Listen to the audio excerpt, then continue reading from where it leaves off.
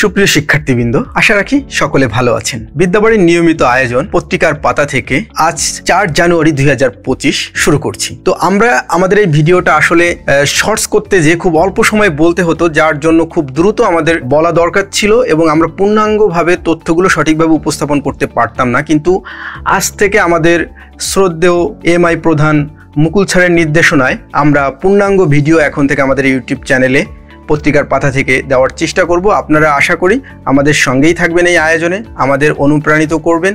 আপনাদের এই উৎসাহ অনুপ্রেরণা পেলে বিদ্যাবাড়ি পরিবার আপনাদের জন্য আরও ভালো কিছু বয়ে নিয়ে আসতে পারবে। চলুন তাহলে আজকের তথ্যগুলো দেখে নেওয়া যাক। বাংলাদেশ পরিসংখ্যান ব্যুরোর জরিপ অনুযায়ী দেশে বর্তমানে ইন্টারনেট ব্যবহারকারীর সংখ্যা 50.4% মানুষ। এখানে একটু মনে রাখতে হবে, দেশে বর্তমান ইন্টারনেট ব্যবহারকারীর সংখ্যা 50.4% এবং মোবাইল ফোন ব্যবহারকারীর সংখ্যা কিন্তু 98.7%। আর এই ইন্টারনেট ব্যবহারকারীর সংখ্যা গ্রামে 46%, শহরে 60%, অর্থাৎ শহরে একটু বেশি। পরবর্তী তথ্যতে যাওয়া যাক। বিস্ময়কর পুরাকীর্তি ভরতের দেউল অবস্থিত যশোরের কেশবপুর উপজেলায়। এটি 7ম থেকে 9ম শতকে নির্মিত একটি বৌদ্ধ মন্দির এবং এটি হচ্ছে একটি বাংলাদেশের অন্যতম পুরাকীর্তি, যেটি 1984 সালে বাংলাদেশ পুরাকীর্তি অধিদপ্তর তাদের সংরক্ষণে তাদের আওতায় নিয়ে আসে। আর মনে রাখতে হবে, দেউল শব্দের অর্থ হচ্ছে মন্দির কিংবা দেবালয়। চলুন পরবর্তী তথ্যতে যাওয়া যাক। ডিসেম্বর 2024 দেশের সর্বোচ্চ রেমিটেন্স এসেছে 264 কোটি টাকা বা $2.64 বিলিয়ন। এটি একটি বাংলাদেশের ইতিহাস সর্বোচ্চ পরিমাণ রেমিটেন্স এসেছে এই গত ডিসেম্বরে।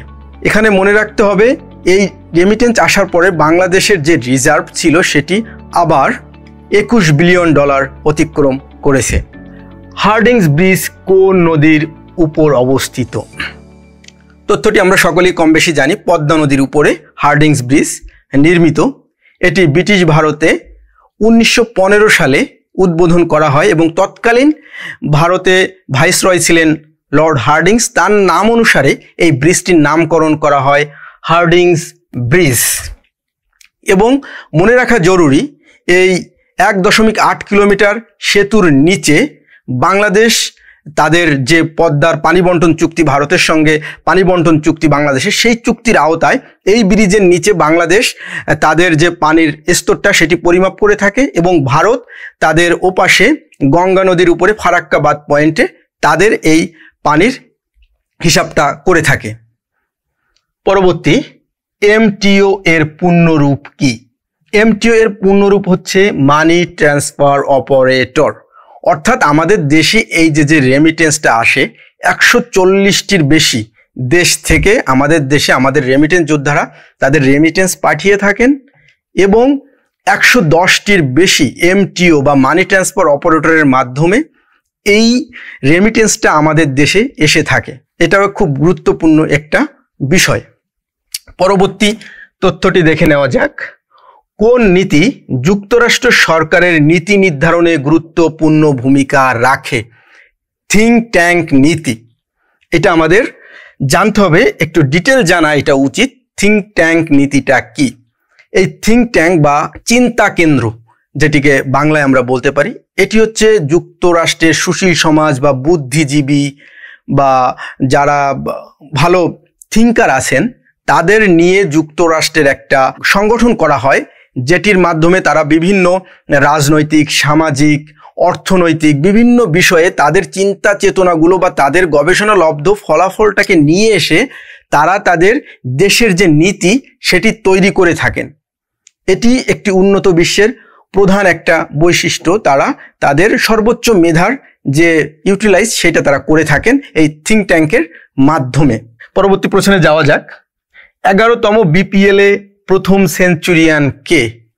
উসমান খান। তিনি বিপিএলে চট্টগ্রাম কিংসের হয়ে খেলছেন এবং তিনি একজন পাকিস্তানি খেলোয়াড়। পরবর্তী তথ্যটা দেখে নেওয়া যাক। বিশ্ব ব্রেইল দিবস পালিত হয় কবে? আজ, অর্থাৎ 4 জানুয়ারি বিশ্ব ব্রেইল দিবস। এটি অন্ধ এবং দৃষ্টি প্রতিবন্ধী তাদের বিষয়ে মানুষকে সচেতন করা এবং তাদের বিষয়ে দৃষ্টি ফিরিয়ে আনার জন্য এই বিশেষ দিবসটি বিশ্বে পালিত হয়ে থাকে। আজ সেই দিবসটি পালিত হচ্ছে এবং এই ব্রেইল একটি গুরুত্বপূর্ণ বিষয় এখানে আছে, সেটি হচ্ছে ব্রেইল পদ্ধতি, অর্থাৎ দৃষ্টি প্রতিবন্ধীদের যে লিখন পদ্ধতি সেটি হচ্ছে ব্রেইল পদ্ধতি। এটি আমাদের মনে রাখতে হবে। এটি বিভিন্ন চাকরির পরীক্ষায় একাধিকবার এসেছে এবং বারবার আসে। ব্রেইল পদ্ধতি কি? দৃষ্টি প্রতিবন্ধীদের লিখন পদ্ধতি হচ্ছে ব্রেইল পদ্ধতি এবং এইটির উদ্ভাবক হচ্ছে লুই ব্রেইল। তার নাম অনুসারেই এটির নামকরণ করা হয়েছে ব্রেইল পদ্ধতি। চলুন তাহলে পরবর্তী প্রশ্নে যাওয়া যাক। প্রথাগতভাবে যুক্তরাষ্ট্রের পররাষ্ট্র নীতিতে বাংলাদেশ কি ধরনের রাষ্ট্র? যুক্তরাষ্ট্রের নীতিতে বাংলাদেশ একটি পেরিফেরাল রাষ্ট্র বা প্রান্তিক দেশ। পেরিফেরাল রাষ্ট্র বা প্রান্তিক দেশটা বিষয়টা কি আপনাদের একটু জানা জরুরি। আমরা সাধারণত একটু যারা পিছিয়ে পড়া জনগোষ্ঠী তাদেরকে কি বলে থাকি? প্রান্তিক জনগোষ্ঠী, ইংলিশে পেরিফেরাল বলা যেতে পারে। তো এই প্রান্তিক জনগোষ্ঠী বা প্রান্তিক কথাটাকে সাধারণত একটু পিছিয়ে পড়ার অর্থে আমরা ব্যবহার করে থাকি।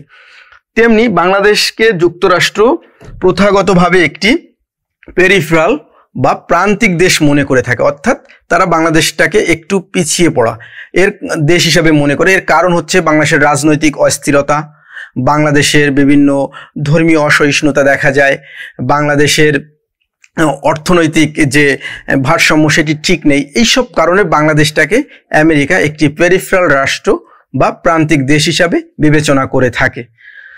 আমাদের সর্বশেষ প্রশ্নটি হচ্ছে, সম্প্রতি ঢাকায় কততম আন্তর্জাতিক বাণিজ্য মেলা শুরু হয়েছে? 29তম আন্তর্জাতিক বাণিজ্য মেলা ঢাকায় শুরু হয়েছে। এটি অনুষ্ঠিত হচ্ছে ঢাকার পূর্বাচলে বাংলাদেশ চায়না ফ্রেন্ডশিপ এক্সিবিশন সেন্টারে এই মেলাটি শুরু হয়েছে।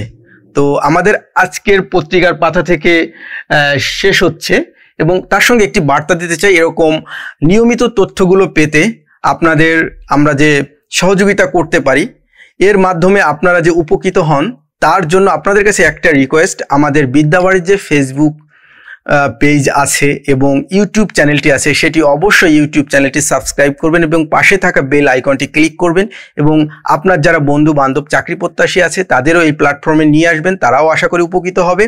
ধন্যবাদ জানিয়ে সকলকে আমি আজকের মতো বিদায় নিচ্ছি।